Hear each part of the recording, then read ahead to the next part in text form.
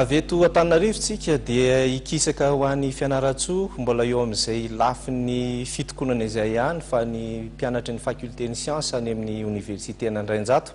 no nanomboka nietsika koa zareo omaly ary rehefa nietsika zareo dia niditra tsehatra ihany koa ny mpitandro ny filaminana ny anton'ilay fitakinana nataony zareo moa dia hoe satria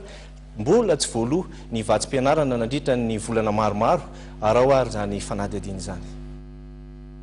Ireo mpianatra avy eo amin'ny facultén'ny siansa ny Andrainjato Fianarantsoa no nanao fihetsiketsehana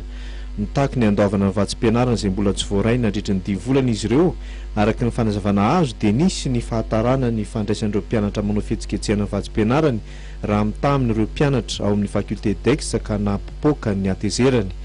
Nivoaka ny fahatry oniversite ary nikasa hiakatra tao an-tampon-tanàna Fianarantsoa ny mpanao fihetsiketsehana